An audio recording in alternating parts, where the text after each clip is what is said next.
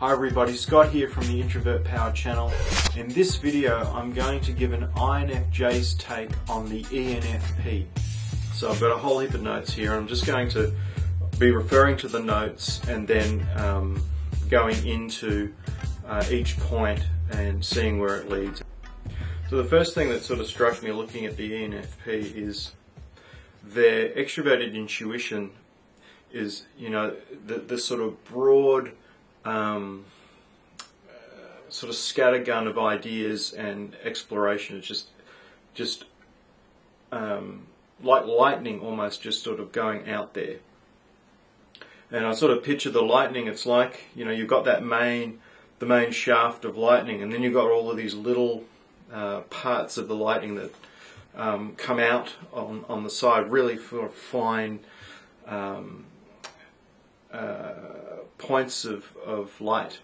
And I see, in a sense, that's sort of some ways of explaining the NE. It's like its ability to kind of branch out of the mainstream narrative, if you like, and notice the subtleties and notice subtle connections between other sort of branches of lightning, branches of thought, if you like.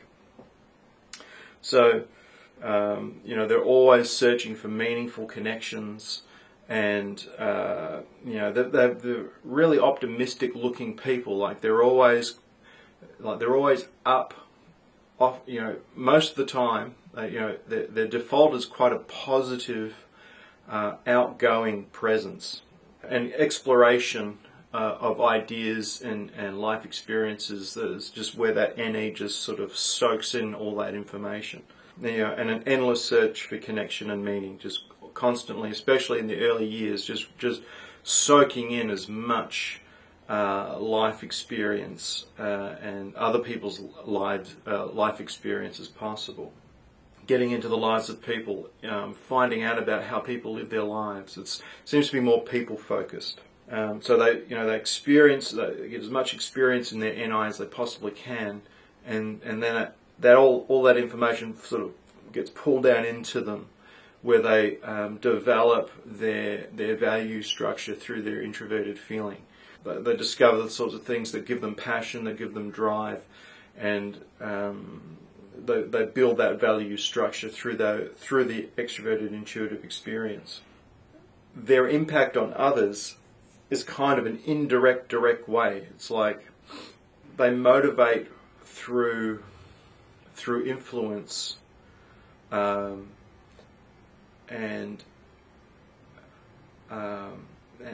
sort of filling people with energy in a sense, or being able to speak into people in a way that generates energy and focus in others for them to then move forward. But it's not this sort of, it's not dictatorial or authoritarian in their form of motivation. It's much more of an indirect kind of atmosphere that they create. When they're interacting with another person, that NE and that FI can really get a great sense of the other person and where they're at, and like sort of get a real present sense of who they are, but also a sense of who they really are moving forward.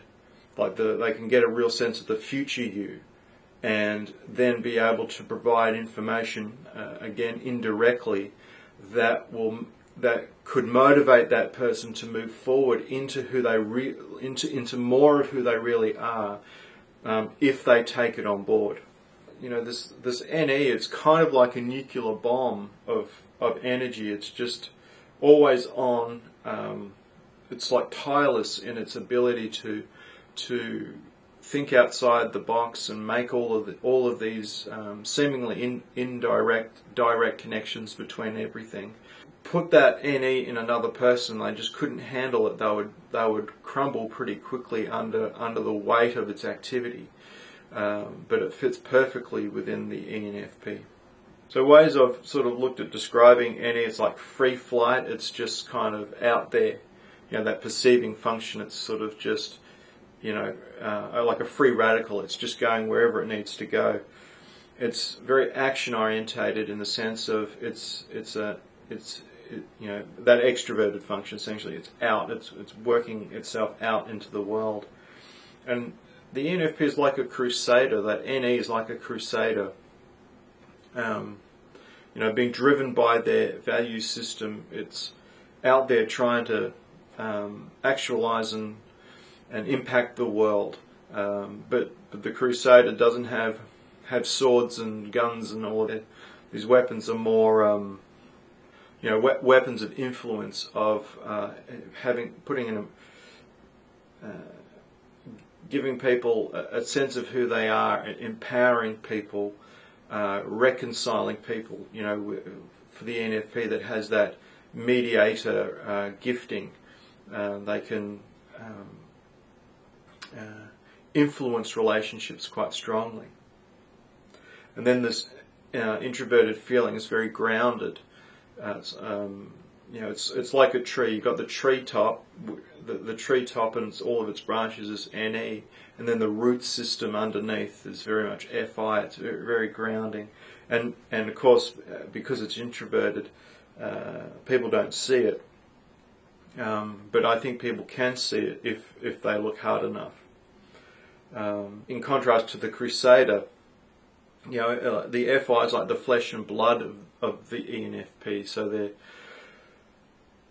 Crusaders out there with their armour and weapons to impact positively in people's lives.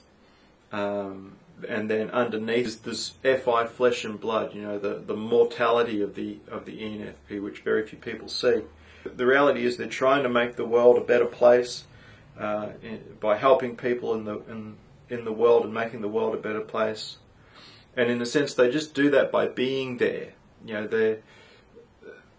They can be very intentional, but they don't need to be intentional in a sense. Their presence can be empowering to people. And it's kind of like NE when they're engaging with another person, and it's like NE is just throwing out little gifts all the time, like little things that if people are sensitive enough, they could grab onto what they're saying and take those as little gifts,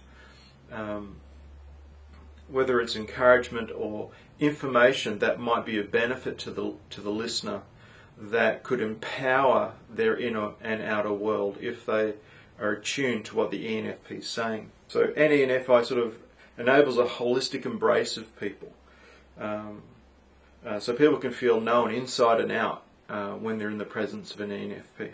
So I kind of see NE as like this information that's laced with FI depth. It's like, on the outside, ENFPs can look very bubbly and very excitable and inaccurately be perceived as surface level kinds of people, but really. And I think they definitely like to have fun and be carefree, but deeper down there's this sort of FI depth that can be laced through their narrative. That I think it's almost like a pill with a coating, with a smooth coating on the outside, is easily digestible and easily swallowed. And so I just see that in a lot of in the way that ENFPs can communicate. There's a sense that NEs sort of NE kind of sort of pulls the ENFP away from their core self, if you like. It's kind of out there all the time. And then you've got this FI that wants to sort of pulling into the person, trying to form values and ideas, and there's just a sense that could be almost like a tension there if it's not in balance. And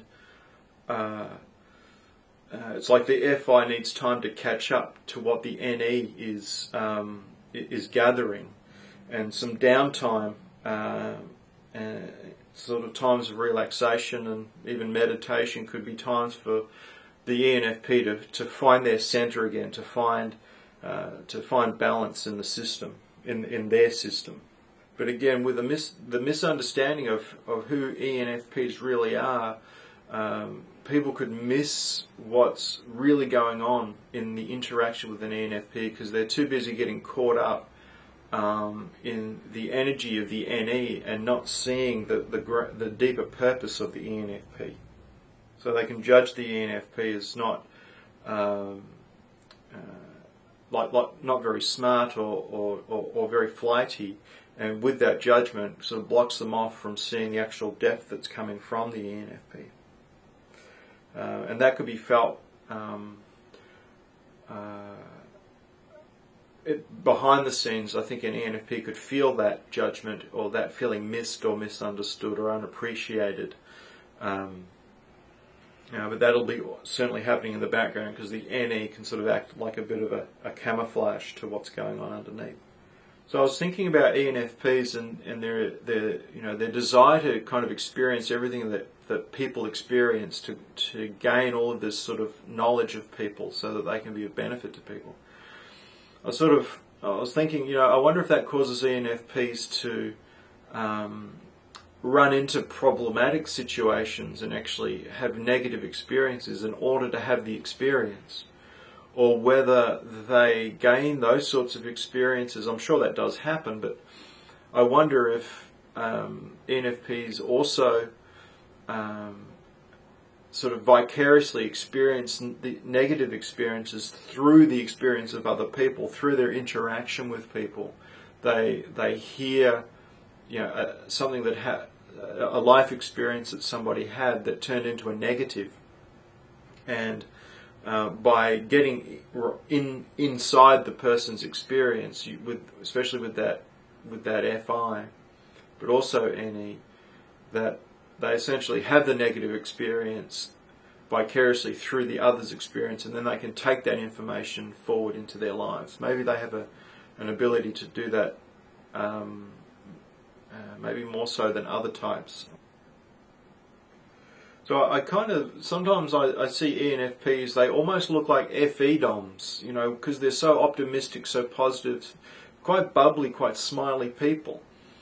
And so it's like NE mixed with FI looks like FE in a sense, like at first glance. Of course it's not that, but it can look like that to people. And that's where I think maybe the judgment of the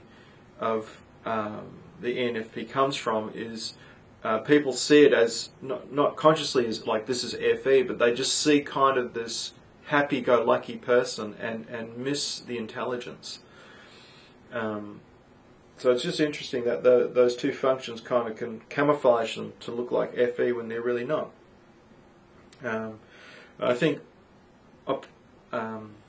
after our first glance look, it's quite clear that a lot of ENFPs, they have this kind of NE glow aura about them. There's this sort of, just this positive kind of happiness, excitement that they kind of oozes out of them. But their eyes can seem quite still. That it's like they've got FI eyes with an NE exterior. It's the FI eyes that sort of have a stillness, and it's almost like you can see through them down into the deep depth of their character. I think they are as deep as they are excitable in the outer world. I think they have a rich depth that is often missed, unfortunately, by people. And I think, as I said before, NE and FI hides their intelligence. Being curious about the FI depth will, I think, leave a lasting impression on the ENFP. So like embracing both the NE and the FI in the ENFP will influence them as much as they are able to influence you, and will have a deep impact on them. And so adopting a curiosity to get to know the ENFP on a deeper level. And I just wonder, because of that FI function, and I've seen it with some ENFPs, there is a vulnerability to hurt feelings behind that active NE. There is a soft-hearted, very much a soft-heartedness to the ENFP that could be missed because of the NE function, which is probably both a blessing and a curse to the ENFP, because they protect their heart in a sense with their NE, but it also means that they can be missed and misunderstood because of NE. So just to recap, we've got this NE that's just out there, active all the time, creating all of these connections and meanings and possibilities. Got this FI core that develops its judgments and its values system and creates that sort of rich inner world. And then we've got the extroverted thinking tertiary function, which I sort of call the secret weapon. So TE can have a directness when needed, and I think you can see that in an ENFP, because every once in a while, if a value is threatened or there's something that's happening that they think is really important and they don't want to be misunderstood about it, their TE can come up and be more direct and state something more directly where needed to address a situation. I think that can be uncomfortable for an ENFP to do that. I think they don't really want to do that. They obviously want to be more in their influential, indirect NE influencing. So I think the TE moment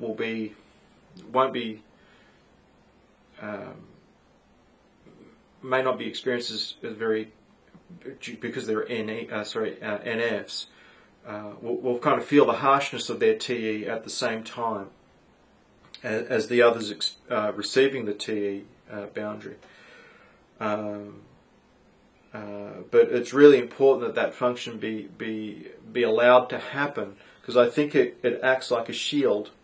It acts like, so you've kind of got this NE out there, FI in here, and then there's like a TE can be like a shield protecting the system, if you like, when they need to put a boundary in place, when they need to say no, be more direct about it. They can sort of act as a protective layer around the ENFP to prevent burnout and so on. And also can help to bring balance to NE and FI when they're using that TE function to protect themselves from overextending themselves by saying no, by being direct with people, putting boundaries in place with people. And a TE assertion from an ENFP could be experienced quite be a bit of a shock to the other person or the group hearing it, because it seems a little uncharacteristic of an ENFP. At least for some ENFPs. Some ENFPs could use their TE a lot more than others, but for those that sort of functioning effectively in their NE and FI, and then all of a sudden, at some point there's a TE boundary or directness that comes out, it could be experienced quite strongly from other people. So one of the challenges the ENFP has is that they're not always or very rarely connected to their body. And due to that, when the body's not acknowledged and they're extending themselves out into the world constantly, real or imagined illnesses or symptoms can present themselves in the body to try to bring them back to their body, to try to get their attention. So sometimes the symptoms could be real, like there could be actual health issues associated with overextending themselves. Perhaps more often, especially in the earlier years of an ENFP, they're probably more somatic symptoms, in the sense that there's nothing actually wrong with them physically. It's their body protesting to them not being in it. And I have read that ENFPs are susceptible to hypochondria because they're not in their body that much. They've kind of got a mysterious connection, sort of connection with the body. So there could be a tension between novel NE and traditional SI. That sort of, they're they're polar opposites in that sense. And I think if an ENFP has a traditional upbringing, this could cause tension between for the ENFP who's wanting to experience life, get out there and let their NE kind of have its fill. That traditional life could, upbringing I should say, could,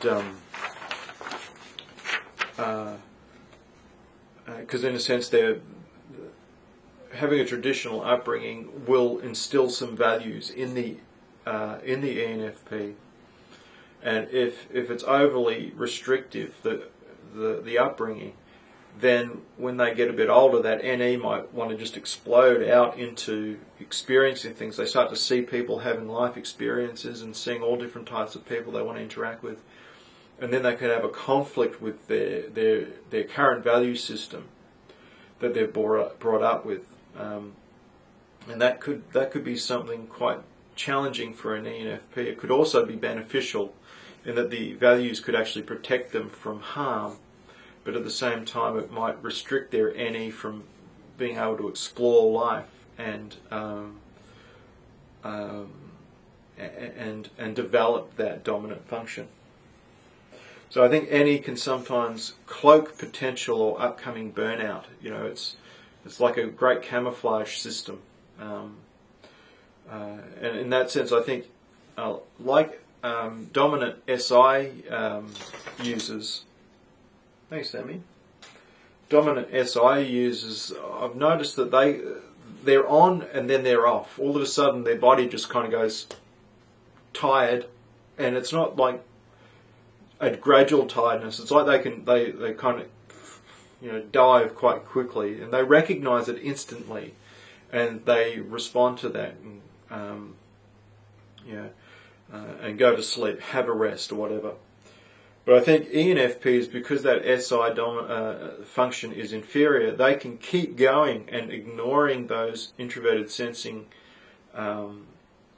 promptings, just not hear them and keep going, and then they're really in danger of having a in the grip SI reaction.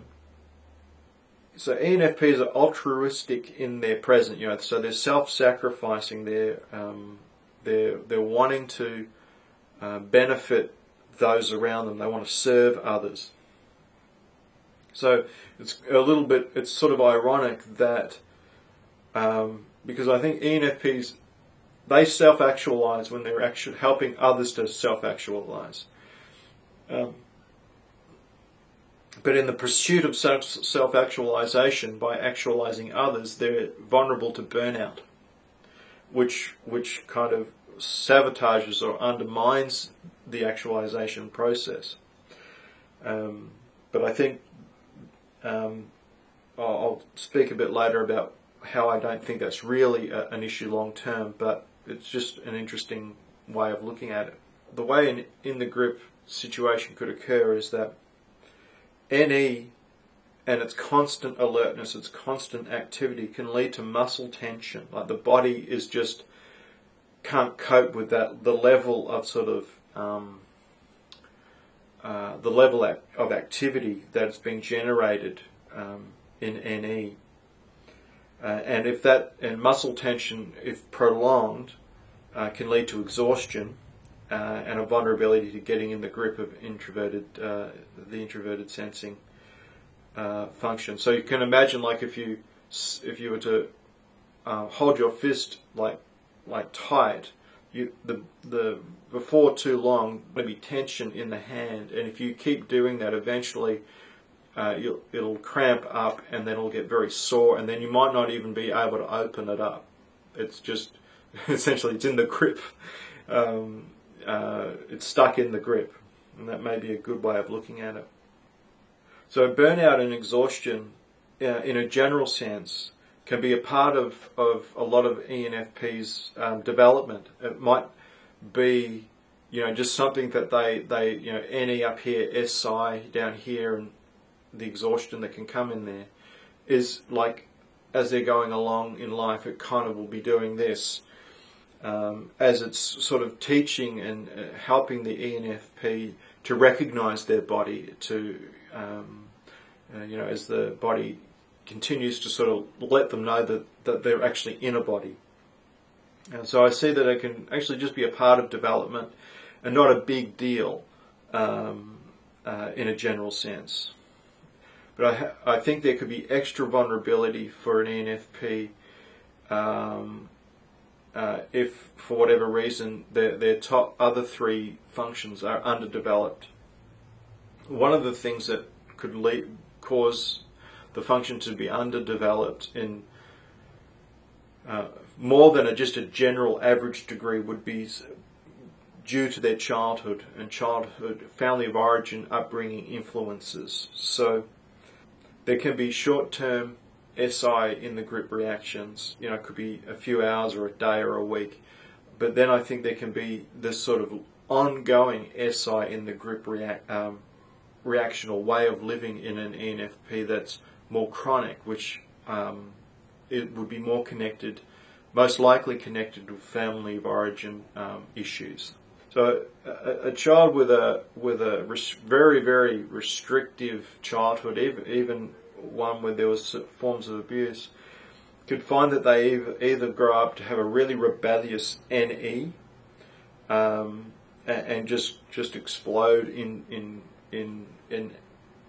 getting into life in ways that could be detrimental to them, or they live more of a restricted kind of life in that they're sort of stuck in their body. And I think it's those sorts of people that would potentially be very hypersensitive to their body, almost living like an SI dominant person, but it's like they're having a constant bad day. So with someone that's having those sorts of experiences, it would be time to either create room for FI integration. So if their NE is just kind of flying off in all directions and they're just burning themselves out, they're just jumping from one thing to the next, to the next, to the next, it might be time to sort of slow that down and allow some of what they're experiencing to actually ground them in some of their value system. Let's let all of that information actually be absorbed into their values system, which will cause them to be uncomfortable and may need help with that, because to go inward is painful because of their childhood. So it might be time to have some FI integration, or if they're stuck in the introverted sensing and they've got this kind of really tiny NE up here and they're living down here in their SI, it might be time to get out there and let that NE have some breathing space. Underdeveloped FI may lead to flightiness, NE bouncing from one thing to the next. I've talked about that. Not allowing FI to make informed judgments. Underdeveloped NE, they may find themselves trusting other people's experience too much. They sort of become dependent on people, which is very unlike an ENFP. While they're a cooperative type, they like to be cooperative in their goal setting and achievements. They're also very much individuals and like to see others as individuals as well. So that's that FI function. So if that NE's not developed, and essentially that means the FI is not developed because they don't have their own set of values, that they'll become dependent and trusting of others too much. Which could lead them to being taken advantage of and end up kind of causing more harm than good. So the good news is that in the grip reactions for the ENFP can lead to change and self-actualisation. So if there's a person that's totally unaware of their body, an ENFP is unaware of their body, and then they eventually collapse, that can be great time for some reflection and for some sort of deeper understanding of themselves, and could wake them up to this introverted sensing function and wake them up to taking some action for more self-care activities. NE's pushing out, FI's pulling in, and TE, if it's dormant, can lead to burnout. If TE's not there to put some boundaries in place, giving NE and FI time to connect to each other and find some balance between the two. There could be possible burnout. However, burnout can be a wake-up call to the imbalance and lead to them becoming aware of any underlying issues that could be causing that imbalance and can lead to change. So there's a possible sort of FI-SI loop for the ENFP, and if they're stuck in detail, they're stuck in the past, stuck in detail, and kind of all of this energy going into the body, into themselves, and that's looping around with their into their possible sort of faulty belief system or faulty values that came out of childhood. Like, we can have a value that we're not valuable, coming out of childhood. If we had problematic attachments with our caregivers, and then that feeds back into SI and then back into FI, and can just sort of reinforcing a loop of negativity. So some of the stresses for an ENFP, obviously details, overly supervised, little stimulation, rigid rules, if their values are violated or if they're overcommitted. So they're stresses for the ENFP. And ironically, the reaction, so if they are in those stresses for too long and get in the grip, then that in the grip reaction mirrors to some extent the stresses themselves. But it's like they surrender to the SI focus. So they surrender to this inner, their energy being introverted into themselves, and they get stuck there. Leads to physical exhaustion, focus on facts, can become impatient, overly sensitive to body symptoms, stuck in detail, and they can look like an SI Dom having a bad day.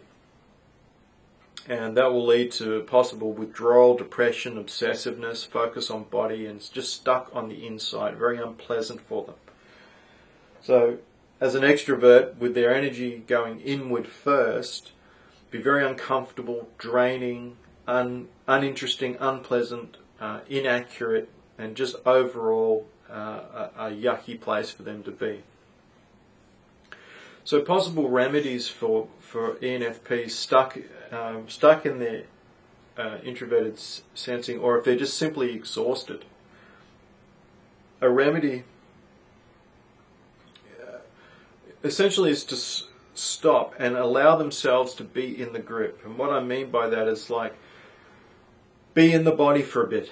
Be in the body, not stuck in the body, because when we're in the grip and we're stuck, we're in it. We're not observing it. We're actually in it, and it's a very different. They're two very different things. It's like someone who's depressed. When they're in they have no hope. They're being very much influenced and looking out into the world or into themselves through the lens of depression, and they can't. They're being informed by the depression, since they can't get out of it. Whereas when a person observes depression, they realise that they're not all and completely depressed. They've got a part that's depressed. Then they can kind of observe it. So what's the depression doing? Well, it's saying there's no hope, and but it's coming from more of a sort of an observing. Where's my hand? Observing the depression, and talking about it, as opposed to sort of being in the depression and talking from it. And that's the same for this situation. So rather than being stuck in their body and looking at life through the symptoms of their body, or through the details of whatever details they're sort of stuck in, essentially stuck in their body, they start to observe them doing that. So they're like, yeah, I'm noticing my body, I'm feeling these symptoms, that my body's kind of doing this and it's doing that. I'm noticing that I'm obsessing about this work situation and this spreadsheet that I'm dealing with, and I'm or other sorts of details. So they start to talk about what they're doing rather than just being in what they're doing, and that can help to bring relief from being in it. Other things are just resting and moving away from the detail. So it's like, okay, recognizing that I'm sort of obsessed with this certain bit of detail here. I'm going to just move away from it. Moving away from it can simply going and talking to someone about what's going on. Talk it out. Other things can be things like exercise, having just quiet time, some mindfulness, some meditation, just activities that help the body to be felt, to be looked after, and giving the body rest so that the ENFP can get it. It's like giving the body rest gives them ability to get out of their body, again, sort of get out of their body again, back into their NE. But the key from there is to learn to care for the body.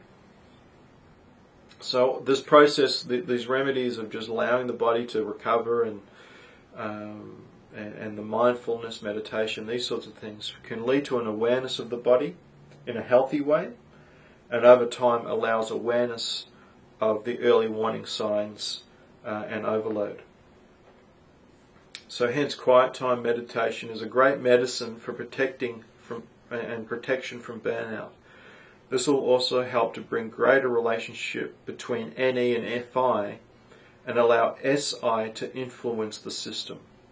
Because of inferior SI, they are not aware of the tension in the body until it shows signs of real symptoms or somatic symptoms to let them know that they are out of balance. Hence, exercise, mindfulness, rest helps an ENFP to feel the body and give it rest from all the NE experiences.